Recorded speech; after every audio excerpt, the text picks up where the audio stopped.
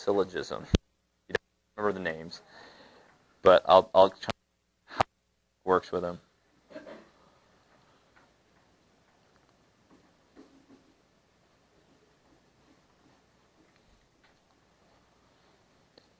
Okay, so the law of detachment says this.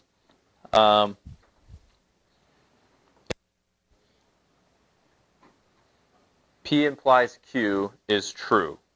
So I have some conditional I know is true. And P is true. Then Q is true.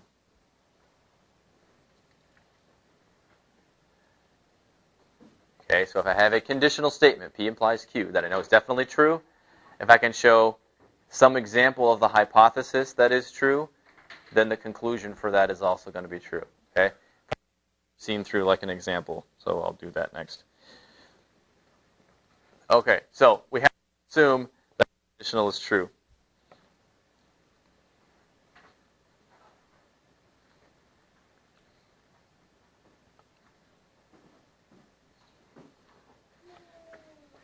So that's going to be my conditional statement, and we're going to assume it's true. Okay? Hey, we're not going to debate the afterlife for pets, okay? We're going to assume, for the sake of the example, that that's a true statement, okay? All dogs go to heaven. Now, I could take this, because it is a conditional statement, I could take this and turn it into an if-then statement, right? I don't need to for this, but I could. Okay? If an animal is a dog, then it will go to heaven, something like that, okay? So what we're going to use.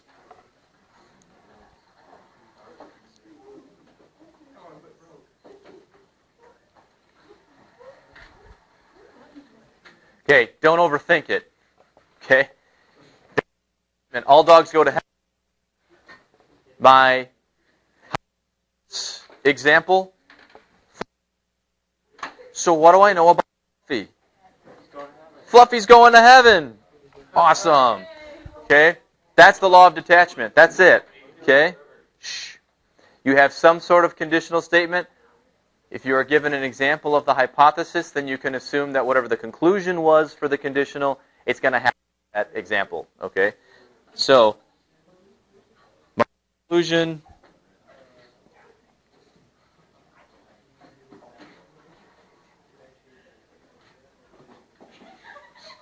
Please stop.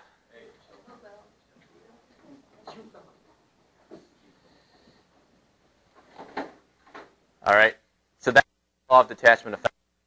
Now, sometimes you're going to have something that looks like the law of detachment, but you can't actually logically conclude anything from it. So I'll give you another example here.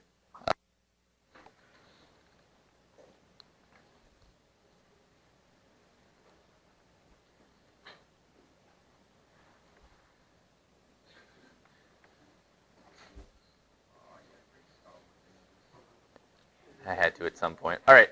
So this other conditional we're going to work with now is if you like Star Wars, then you are a nerd.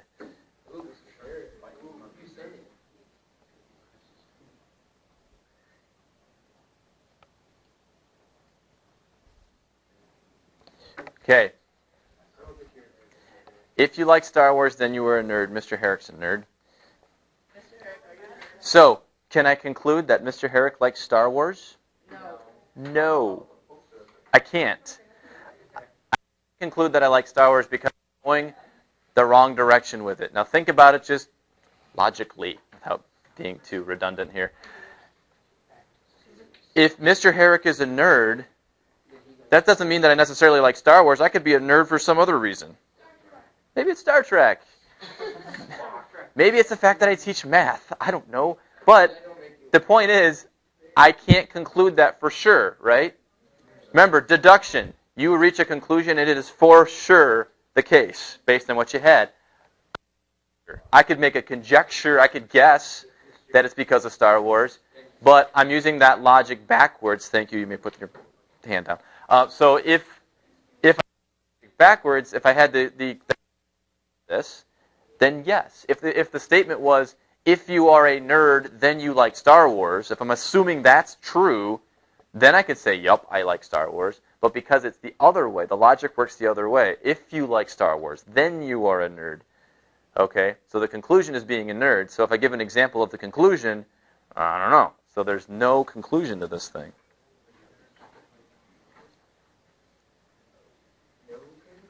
No conclusion. We're stuck. Okay. The other law we're going to look at is called the law of syllogism. Yeah. Yeah. And this one we're going to use quite a bit, actually.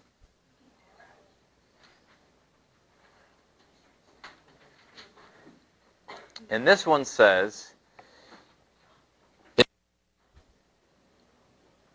P implies Q,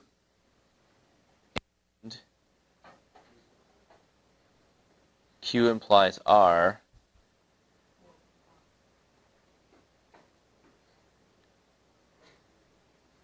then P implies R. Think about it. If P leads you to Q and Q leads you to R, overall, P leads you to R, right? This is kind of like a property of algebra that you studied last year. You probably studied last year. Anybody know what that property is called? Starts with a T. Okay, you don't remember. It's transitive property. Okay, let me state the transitive property for you and see if that refreshes anything. If A equals B and B equals C, then A equals C. Does that sound familiar? Okay, you've seen it before. But anyway, it's the same thing, right? This is essentially the transitive property of logic. Except with the algebra, it's when you're using the equal sign. In this case, it's using the implies thing instead. But it's the same idea. Okay. So, this.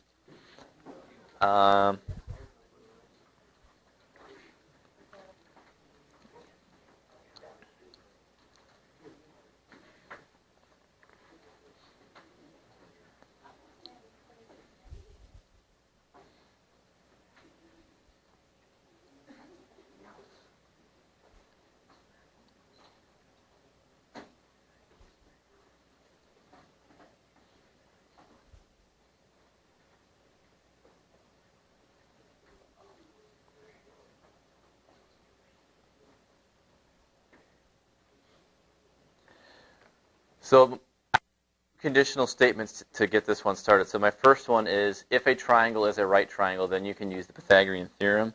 And my second statement, if you can use the Pythagorean theorem,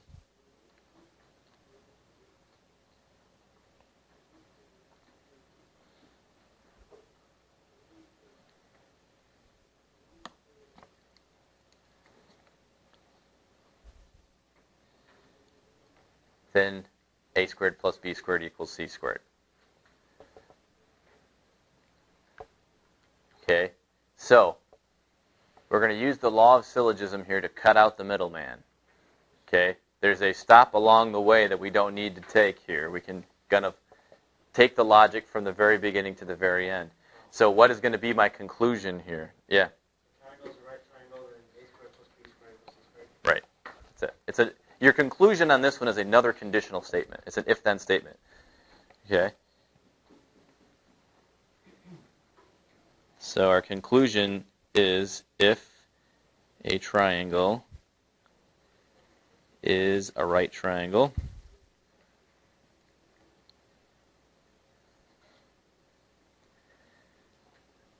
then a squared plus b squared equals c squared. Okay, that's using the law of syllogism correctly. Correctly. Yeah. Yeah, that's right. Now, they might try and trip you up with this one too. Okay? It has to be set up in a certain way.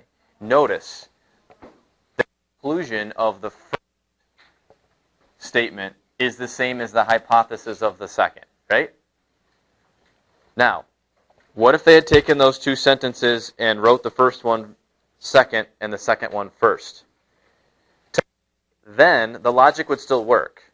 Okay? It doesn't matter. However, if they took one of these two sentences and switched the hypothesis and conclusion inside one of them, then you're in trouble.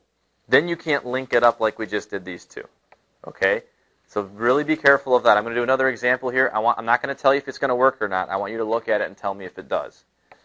Okay? See if we can actually form a conclusion using the law of syllogism on this or not.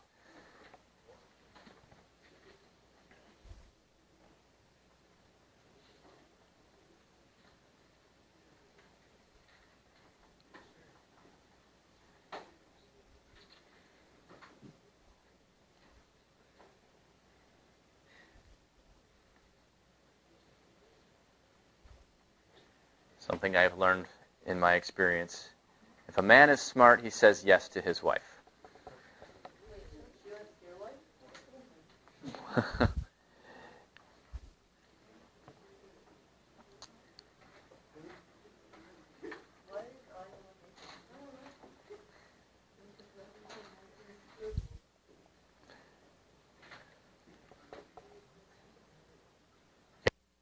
Another statement. If a man is smart, he likes football. People might disagree with that. I don't know. Anyway, so the point is, if we assume these two conditional statements are true statements, then what can we conclude, or can we not conclude anything? Yeah. We can't conclude anything. Okay? The reason we can't conclude anything, who can tell me? Somebody who's not. You already have. Yeah, you did one though. Jason. Well, we're okay. We're not looking at the individual statements and just thinking about regular life and all of that. So just in general, the way that I've set it up, why is it bad? Why are we unable to reach a conclusion the way that it's set up? Somebody has not answered yet. You can keep them up as long as you want. Yeah, Jenny? How so? Okay. What if I had taken this first sentence and said, if a man says yes to his wife, then he is smart? Could we conclude anything then?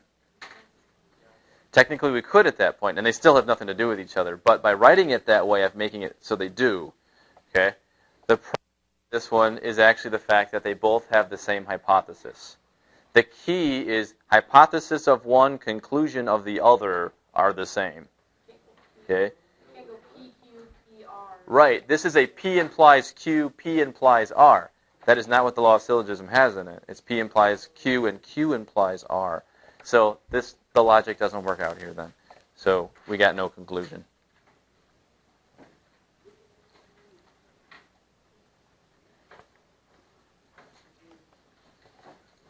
Okay. So I am good with what I need to do.